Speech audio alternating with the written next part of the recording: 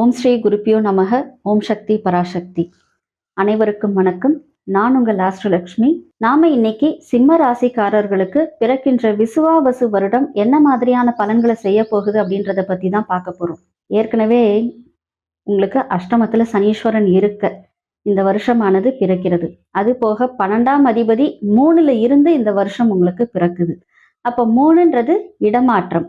கண்டிப்பாக உங்களுக்கு இடமாற்றம் இந்த வருடம் ஏற்படும். இந்த இடமாற்றம் அப்படின்றது 12க்குரியவன் 3ல வந்ததுனால வெளிநாட்டுக்கு போற வாய்ப்பு நிச்சயமா கிடைக்கும்.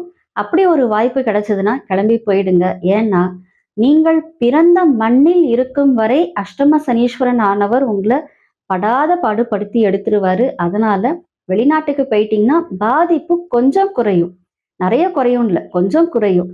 மற்றபடிக்கு பாத்தீங்கன்னா ஜென்மத்துல கேதுவும் 7ல ராகுவும் வரப்போறாங்க. 11ல குரு வரப்போறாரு வருஷம் பிறந்ததுக்கு அப்புறமா. அதனால ஒரு நல்ல நிலைப்பாடுகள் ஏற்படும். என்ன ஜென்ம கேது அப்பாவுடைய உடல்நிலையில கொஞ்சம் பிரச்சனைகளை கண்டிப்பா ஏற்படுத்துவாரு. ஏன்னா அவர் வரதே உத்திர நட்சத்திரத்துலதான் வரப்போறாரு. பொதுவா எப்பயுமே சூரியன் பாத்தீங்கன்னா அஸ்வினி நட்சத்திரத்துல பிறந்தாதான் அது புது வருஷம். ஆனா கேதுவானவர் சூரியனுக்கு வராரு. சூரியனுடைய நட்சத்திர காலில் வரும்பொழுது என்ன ஆகும்னு பாத்தீங்கன்னா அதுலயும் ஜென்மத்துல வரும்பொழுது கண்டிப்பாக அப்பாவுடைய உடல்நிலை பாதிப்படையக்கூடிய வாய்ப்பு ரொம்ப அதிகமா இருக்கு. 7ல ராகு. கணவரோட வாய் பேசாதீங்க, சண்டை போடாதீங்க. கணவருக்கு தெரியாமல் எதையெல்லாம் செய்கிறீர்களோ அது இந்த வருஷத்துல சனீஸ்வர பகவான் அழகா வெளிப்படுத்தி கொடுத்துருவாரு. இந்த வருஷம் நீங்க என்ன செய்யணும் அப்படின்னா எதுக்கும் வாயை திறக்காதீங்க. யார்கிட்டையும் சண்டை சச்சரவுகளுக்கு போகாதீங்க. மற்றபடிக்கு இந்த வருஷம் உங்களுக்கு நல்லா தான் இருக்கு. குரு பகவானினுடைய அருளாசி உங்க மேல நிச்சயமாக இந்த வருடம் வரும். சுப விரய ஸ்தானத்துல அவர் வரும்பொழுது மட்டும் நீங்க கொஞ்சம் கவனத்தோட இருக்கிறது நல்லது. விரயத்தை கட்டுப்படுத்திக்கோங்க. இல்லை அப்படின்னா இந்த வருஷம் உங்களுக்கு விரயம் அதிகமாகவே இருக்கும். இருந்தாலும் லாபமாகி விரயமாகும். அதனால கவலைப்பட வேண்டாம். 3ல் சந்திரன். அதனால கண்டிப்பாக நிறைய பயணங்கள் போவீங்க. சிறுதூர பயணங்கள் நிறைய போவீங்க. இதை நீங்க கொஞ்சம் முயற்சி பண்ணீங்க அப்படின்னா நெடுந்தூர பயணமா நீங்க அதை மாத்திக்கலாம். அதே போல உங்களுக்கு 12க்குரியவன் வந்ததுனாலதான் நம்ம வெளிநாட்டுக்கு போங்கன்னு சொன்னோம். வெளிநாட்டுக்கு போனா கூட யாரை பற்றியும் எதுவும் கமெண்ட்ஸ் பண்ணாம இருக்கிறது ரொம்ப நல்லது. இல்லை என்றால் நீங்கள் விமர்சனங்களுக்கு உள்ளாகுவீர்கள்.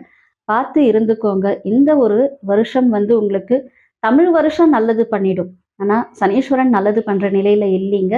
கவனத்தோட இருந்தீங்க அப்படின்னா இந்த வருஷம் உங்களுக்கு சந்தோஷமான மனதோடையும் சஞ்சலங்கள் இல்லாத மனதோடையும் நீங்க கடந்து போகிறதுக்கு வசதியாக இருக்கும். அதே போல இந்த வருஷம் பாத்தீங்கன்னா 3ல சந்திரன் வராருங்க. கொஞ்சம் பயணங்கள்ல கவனமா இருங்க. அது போக நீங்க என்ன பண்ணணும் அப்படின்னா தாயாரோட உடல்நிலையிலையும் கவனத்தோட இருக்கணும். இதையெல்லாம் தாண்டி மனசை கட்டுப்பாட்டுகளை வச்சுக்கணும். இதுல பிறந்த பெண்கள்லாம் பாத்தீங்கன்னா இந்த வருஷம் கொஞ்சம் ஈஸியா லவ்ல விழுவீங்க. அந்த லவ் உங்களுக்கு சக்சஸ் ஆகாது. ஆனா லவ்னால கெட்ட பேர் ஏற்படும். 8ல அஷ்டம சனீஸ்வரன் எப்பன்னு பார்த்துக்கிட்டே இருப்பாரு ஒரு அவமானத்தை கொடுக்கறதுக்கு. அதனால நிச்சயமாக உங்களுக்கு என்ன ஆகும்னு பாத்தீங்கன்னா இந்த லவ்வானது உங்களுக்கு அவமானத்தை ஏற்படுத்தக்கூடிய வாய்ப்புகள் அதிகமா இருக்கு. இருந்தாலும் 6, 7க்குரிய சனீஸ்வரன் தான் 8ல போய் உட்கார்ந்து இருக்கிறாரு. ஒரு ராஜயோக குறிப்பையும் இந்த வருஷம் உங்களுக்கு கொடுப்பாரு. கணவர் மூலமாக உங்களுக்கு அதிக அனுகூலங்கள் இந்த வருஷம் ஏற்படக்கூடிய வாய்ப்புகள் இருக்குங்க. இதை தவற விட்டுறாதீங்க. இருந்தாலும் இந்த அரசு உத்தியோகத்துல இருக்கிறவங்க, அரசு பதவியில இருக்கிறவங்க, அரசியல்வாதிகள்லாம் கொஞ்சம் கவனத்தோட செயல்படுறது நல்லதுங்க. காசு வாங்குனீங்கன்னு சொல்லி பிரச்சனையாகும். காசு வாங்கி அது டிவிலலாம் வர நிலைக்கு போயிடும். 7ல ராகு உங்களையவே பார்ப்பாரு. அதனால இந்த நிலையெல்லாம் நீங்க கவனத்துல வச்சுக்கிட்டு இந்த வருஷம் செயல்பட்டீங்க அப்படின்னா இந்த வருஷம் உங்களுக்கு சந்தோஷம் தரக்கூடிய வருஷமா இருக்கும். இல்லை அப்படின்னா சச்சரவுகள் தரக்கூடிய வருஷமாக மாறிவிடும். பழமையான சிவன் கோவில்களுக்கு செல்லுங்கள். வழிபாடுகளை அதிகப்படுத்துங்க. இந்த பழமையான சிவன் கோயில்ல உட்கார்ந்து இருக்கும் பொழுது கண்டிப்பாக மாலை 4:30 மணி முதல் 6 மணி வரை அங்கேயே இருங்க. சரபேஸ்வரருடைய காயத்ரியை சொல்லுங்க.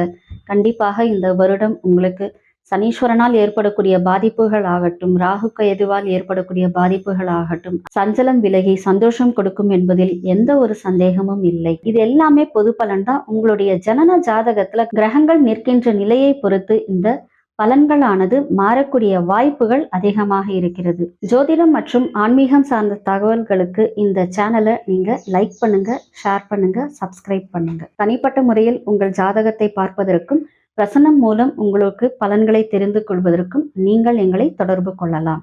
எல்லாம் வல்ல இறையருளின் துணையாலும் அகிலாண்ட கோடி பிரம்மாண்ட நாயகியின் அருளாலும் உங்கள் இல்லங்களிலும் உள்ளங்களிலும் என்றென்றும் மகிழ்ச்சி நிலைத்திருக்கட்டும். நன்றி.